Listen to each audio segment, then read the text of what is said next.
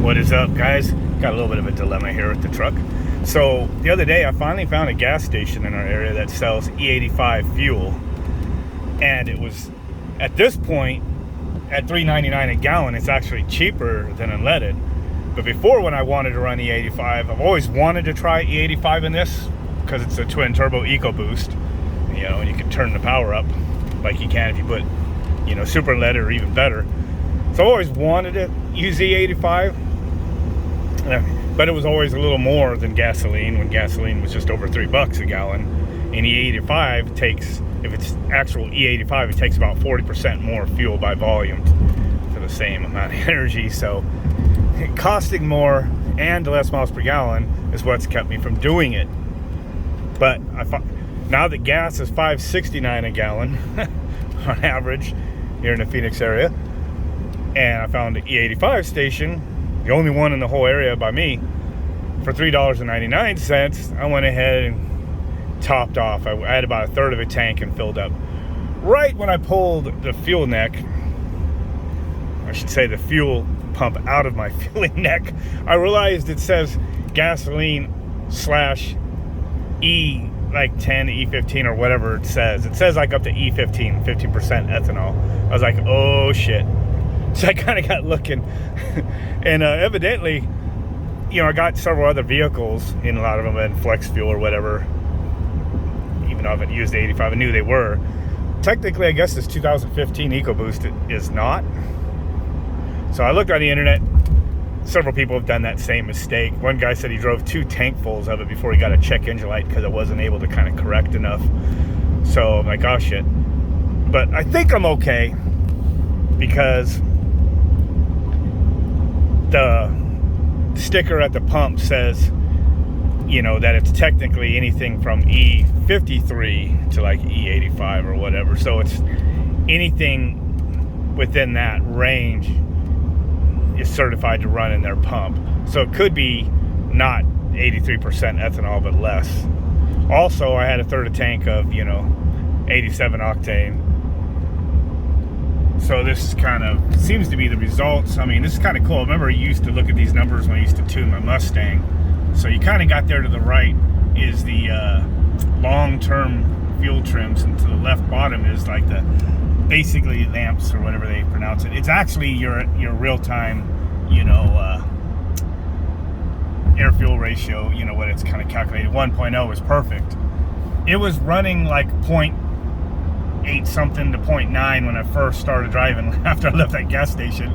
I was like, oh crap. And my long-term fuel trims have always been right about 1, so my injectors must be pretty good and everything like that in general.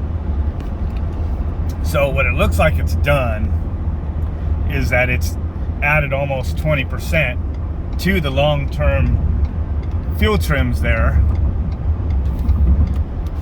and it over here is back up to about 1.0. Also, the even though I don't have this turned on the high tune setting, and it's just on the regular whatever performance, 187 performance, the truck's got a little bit more power.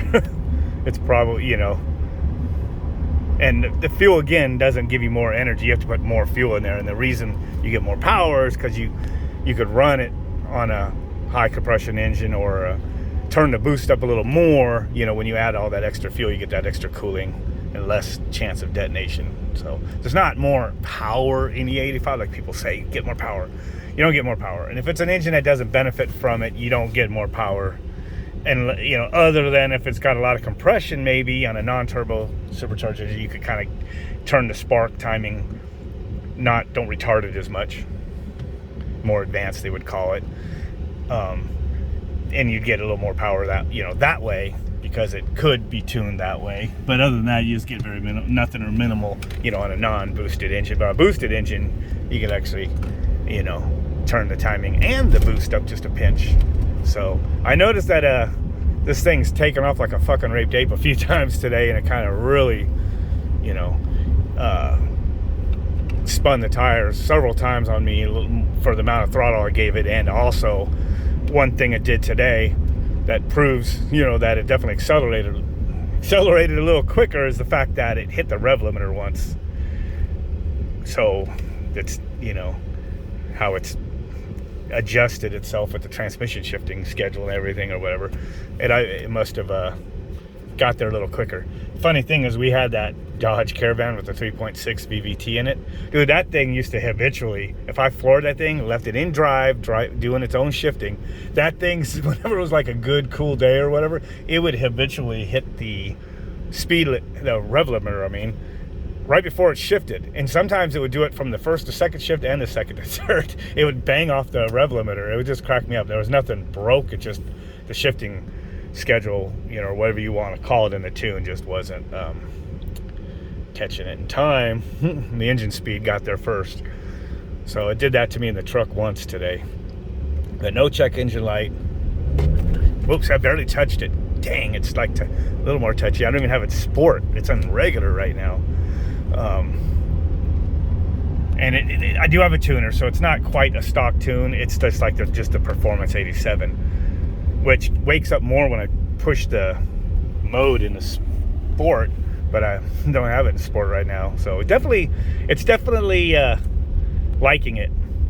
And I think, aside from, the scares of people saying, you got to be careful with the fuel lines and all that stuff with this stuff, evidently it can tolerate it to some degree. I think I'll probably, as long as the regular gasoline is expensive, I think I'm going to keep blending the E85 pump, which I don't think is fully 85%. Obviously, I don't think so. I think it was a little less. I think it was down, lower. Like I said, the specs could be anything from E53-ish or something like that, all up to E85. Was what it could be getting.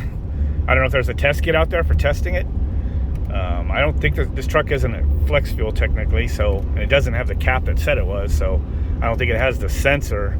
I think it just adjusts off the wideband that these trucks have, and it did the trick because I'm cruising. This is pretty much just staying around 1.0, and my fuel trims are pretty consistent, a little higher in one bank than the other.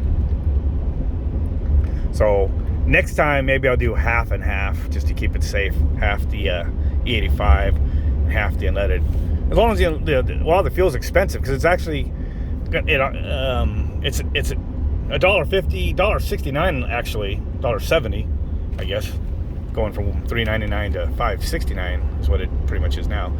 So $1.70 less a gallon will offset the miles per gallon loss. And I've ripped on a little too much today. I'm trying to keep it close to 20 miles per gallon, which I can do if I don't rip on it much. If I step on this thing a few times, it just takes it right down. But I'm barely, getting back up to 14 miles per gallon, but I haven't been nice enough to it, so I can't tell if I'm losing a whole lot of miles per gallon or if it's gonna be close. But it might be worth it to mix the fuel.